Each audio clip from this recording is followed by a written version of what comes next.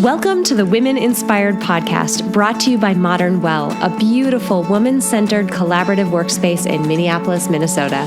I'm your host, April Seifert, psychologist, entrepreneur, and self-proclaimed life experience junkie. Each week, I will introduce you to a different woman who is succeeding and inspiring others in one way or another.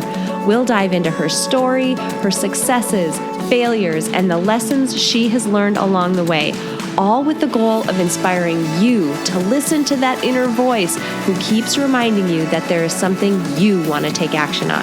You are so much more capable and powerful than you give yourself credit for. Inside of you is a woman on fire. Let's let her out and see what happens. Here we go.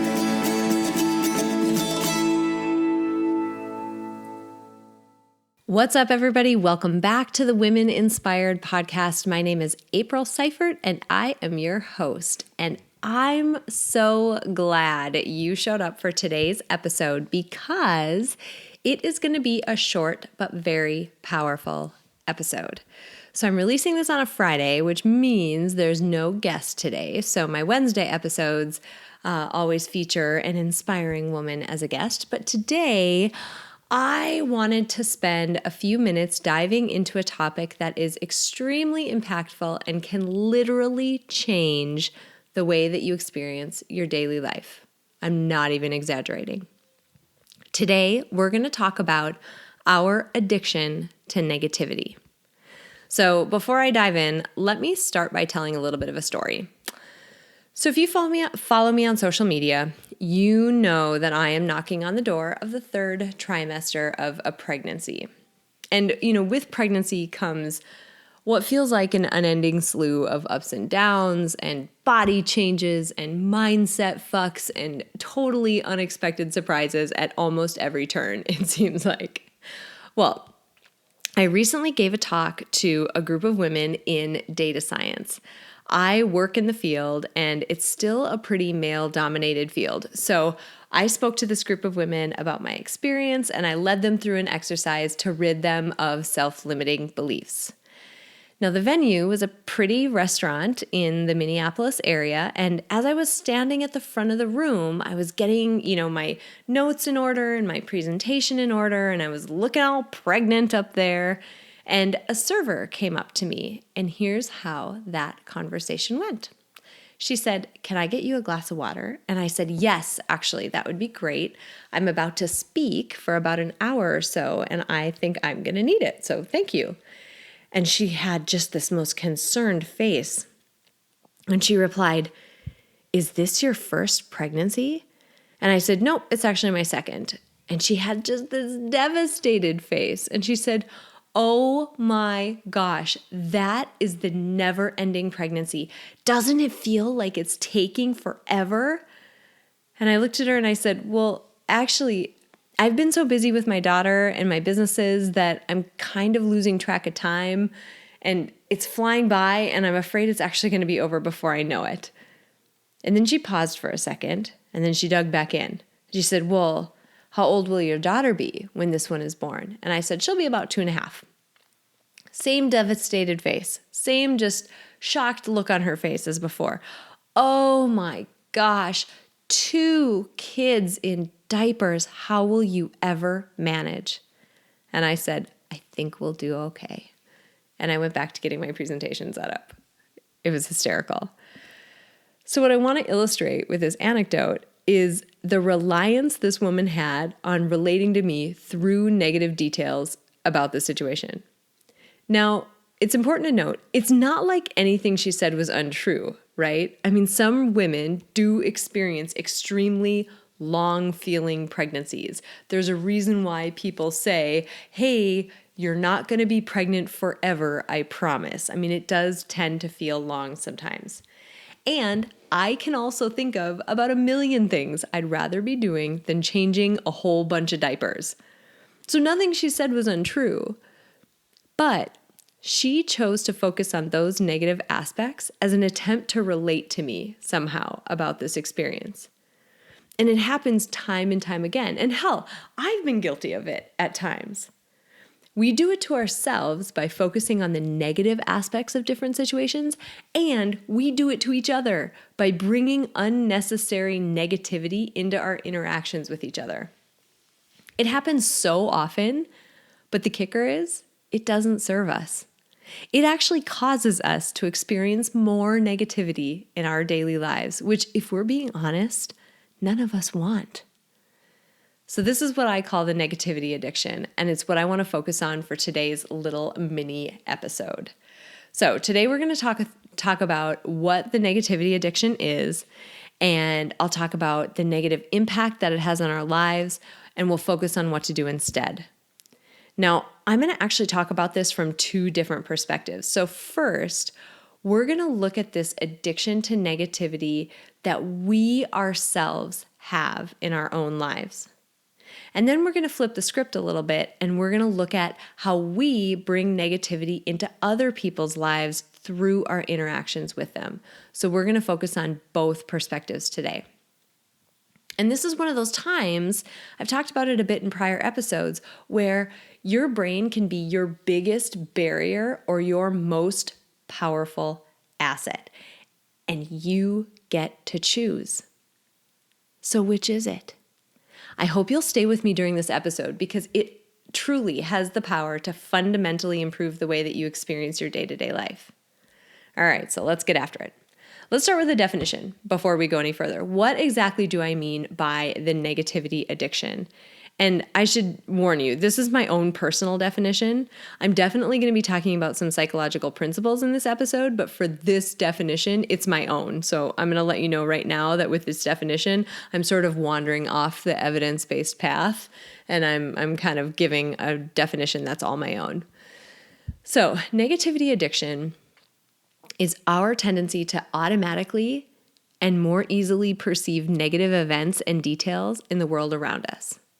And furthermore, it's our tendency to use those events and details as a primary, and sometimes only, way to relate to other people. And it's also important to talk about the situations where this applies.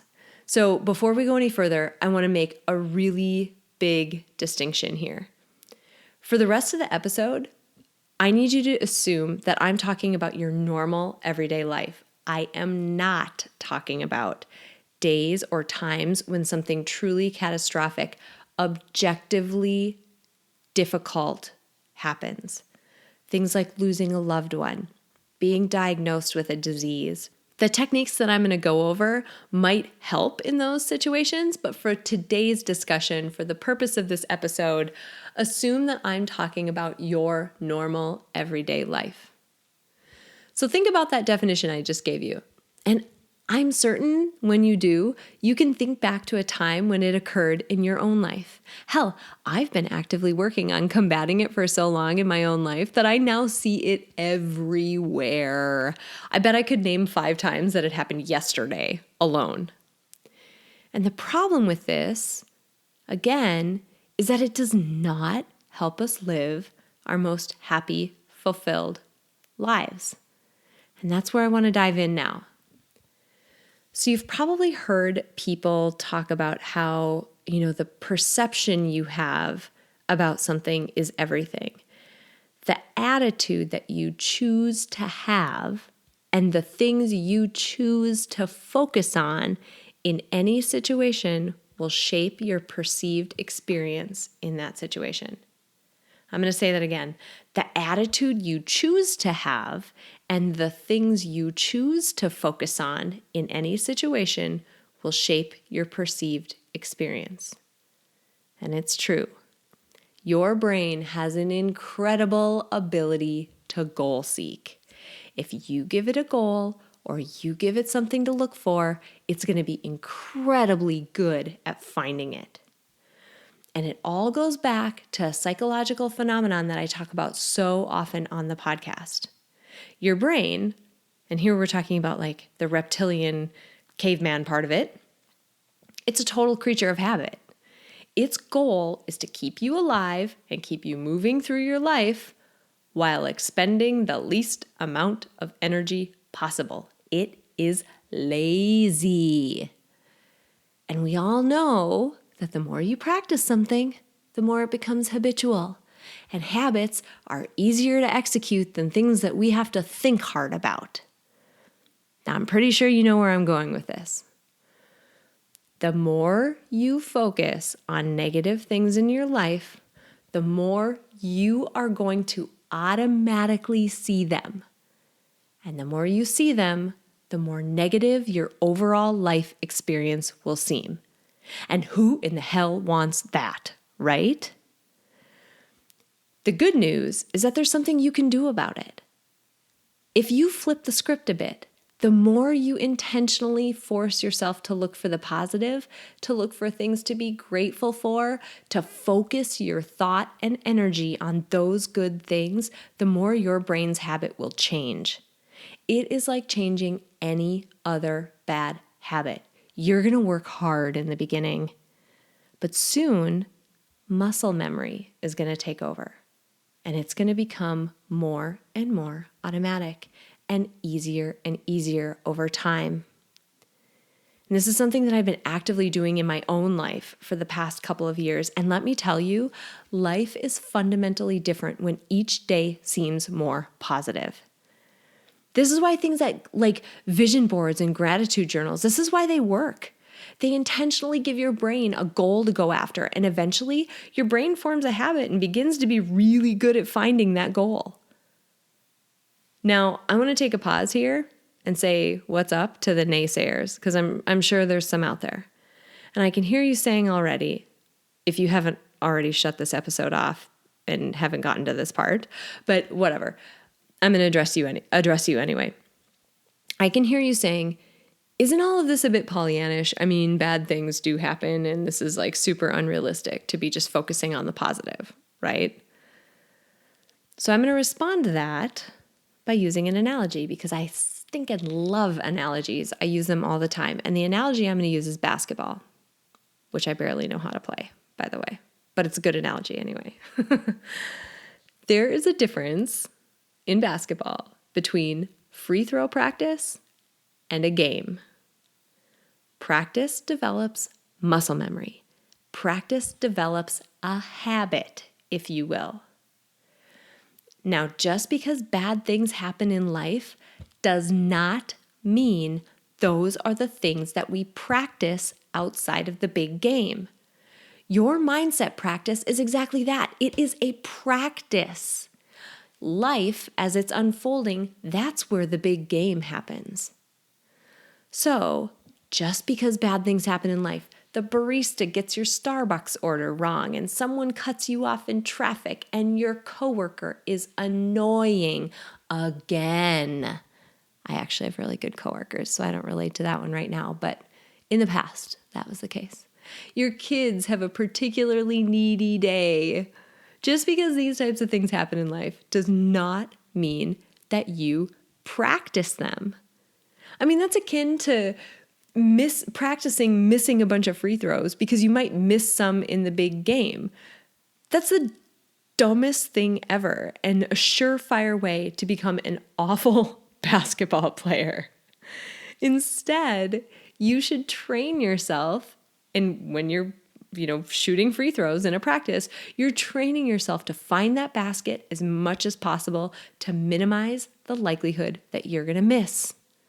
So similarly, these mindset exercises where you are intentionally focusing on the positive, you're training your brain to find the positive more often than it would on its own and more often than it would when left to its own devices.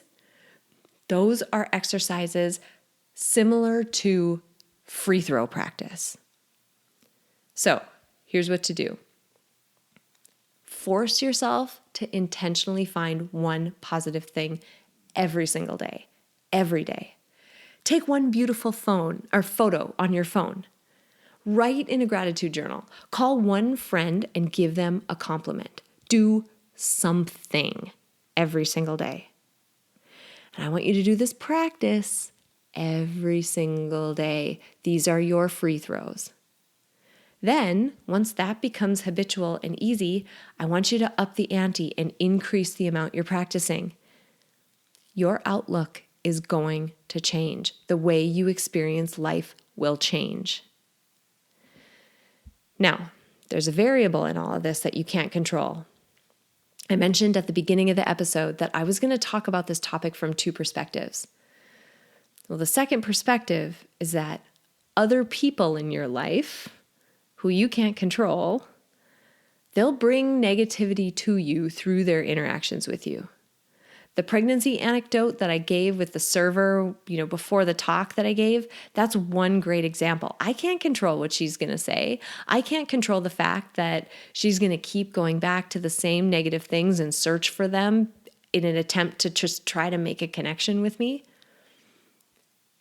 And I'll give you another anecdote just as an example. If you follow me on Instagram, you know that my family is in the middle of a really massive kitchen remodel. I mean, not even exaggerating, like 25% of our house has been completely demolished. We don't have any appliances. Our house is covered in a thick sheet of dust. Most days, at least some of our electricity is shut off. And we don't know when those days are going to be. And we're not exactly sure what parts of the electricity are going to be shut off when we come home from work. Sometimes the water is shut off as well. Like, you just don't know.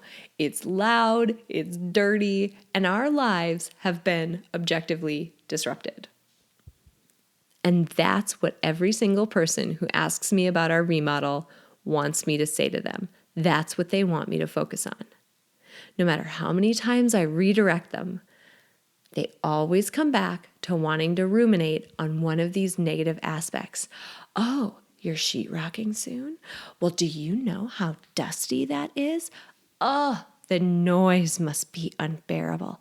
How are you feeding your family? But rather than go there, you know what I'm focusing on? And what I'm truly excited about? You know what keeps me from even really noticing the dust or caring about the noise or being frustrated by the half dozen people in my house every day, strangers, most of them, and the fact that our basic needs are now difficult to accomplish? You know what I'm focusing on? The amazingly huge and open feel that the room has now because the walls are down. I'm focusing on the beautiful appliances that I got to pick out that I'm soon going to have. I'm focusing on the outlets and the lighting pattern that has been designed to support the way that we live and the incredibly fast Wi-Fi and internet we're going to have in a part of the house that has never had good connectivity before. I'm focusing on the design that is so gorgeous that it makes me cry to think that it's going to be in my house. My house.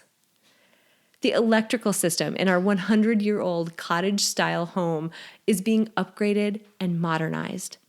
We're getting a cute little reading nook that my kids are going to get to have. And mostly, I'm focused on how a kid who grew up so poor, to the point that a Totino's pizza that a college student would inhale without even thinking, that used to be a meal for a family of 4. That kid, me, is now in a position to be able to comfortably afford a multiple 6-figure remodel. Let that sink in.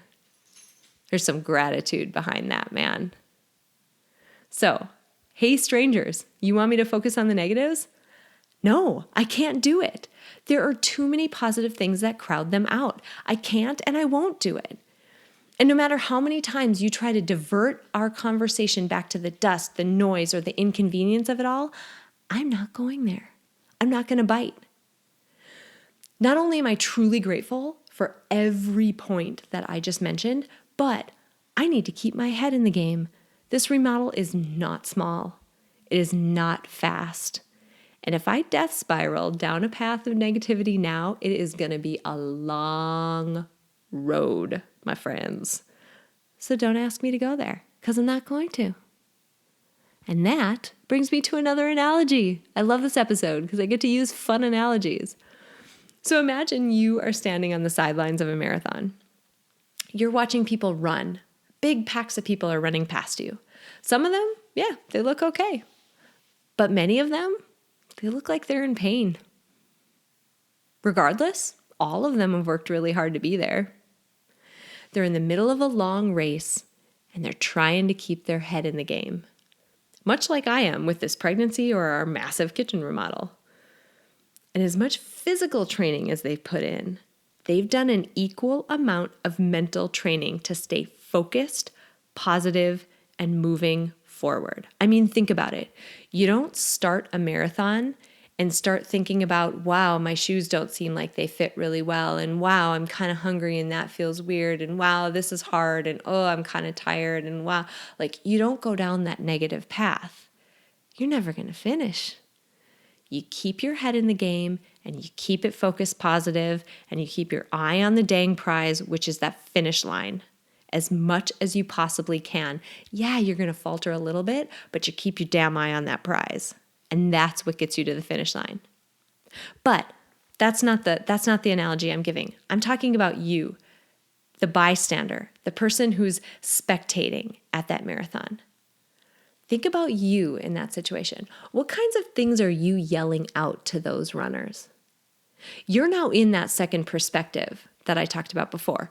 You can bring either positivity or negativity into those people's experience. So what do you pick? Do you say positive things? You look great. Keep going. You're going to make it. You are so strong. Or do you do what so many people do in other analogous situations? Do you go to a negative place? Doesn't it hurt? Isn't this hard? It's only going to get worse, you know. Or the kicker phrase that makes me want to punch someone every time I hear it, you just wait until you hit that hill coming up. You think it's hard now? You just wait until then. You'll really want to quit. When you take these negative comments, these negative, second perspective comments out of the context of normal everyday situations, you can see how awful and damaging they can be, right? Like, you wouldn't dream of telling a marathon runner how awful they're about to feel. Yet, we don't bat an eye at telling a pregnant woman, oh, you just wait. You think you're tired now. Just wait till that baby gets here. You're not going to sleep at all. Or, you think you hurt now. You just wait till labor. When I went into labor, and then they insert their crazy horror story. The point that I'm trying to make is that your words matter. The positivity or negativity you put out into the world, it matters. It matters to the people around you who are doing their best to keep their mind in check and stay above water. Now, let me address the naysayers one more time. Maybe some of you are still here. I don't know. When I've confronted people in this secondhand perspective, they tend to say things that fit into one of a couple of categories. First, they'll say things like, well, I'm just being honest. Or they'll say something like, well, she needs to know what it's really like. Now, I ask you this. Would a good coach say the things you're saying to one of their athletes? A good coach? No. They'd say, sure, it might be hard, but that's why we're training. It's tough, but you are tougher. You can do this, and I'm here to support you. It's fundamentally different. Now, I'm not going to be here armchair psychologist and tell you why I think you might be compelled to go down a negative rabbit hole with people. I have my theories, but that's not the focus of this episode. Instead, I'll say this. Instead of dragging another person down with you, do two things. First, ask yourself why you have a tendency to go there. Why is it that that is your habitual reaction? And do you think you might be able to benefit from some of the mindset training I went over in the first half of this episode? And second, I ask you to just simply ask yourself how you can offer support instead. All right. I really, really hope that you hung with me through this entire episode, because ridding yourself of the negativity addiction is something that can seriously change your life. Your brain will seek out whatever goal you give it. And if you tell it you want it to find you negative things because that's what you focus on and that's the habit you've cultivated, guess what? It's going to find it. However, if you work hard, if you intentionally change your focus to be more biased toward the positive aspects of life, it doesn't matter how small. Your brain is going to learn a new pattern and it's going to start working in your favor. So in closing, I want to say one last thing, and I want to remind you of it. Your mind can be your best asset or your worst enemy. And the choice is yours, my friends. Which one do you want? Before we close out today, I want to say thank you to my producer, Cameron Hill, and to my incredible sponsor, Modern Well. If you want to learn more about how you can reach your goals in a one-of-a-kind work-life community, visit www.modernwell.co. If you enjoyed this episode, please share it with someone else who might benefit from this inspiring message. And if you have a moment, click the link in the episode description to leave me a rating and a review on iTunes. It would mean so much to me. Finally, I want to remind you that it is absolutely possible to live a happy, fulfilling life, even in spite of all of the chaos and demands we all experience. Sign up at aprilseifert.com to gain access to tools that will help you do just that. I have carefully created and curated a set of tools that combine the powerful fields of psychology and design thinking to help you intentionally create a fulfilling, happy life you love. Thank you so much for joining me this week, and until next week, stay inspired.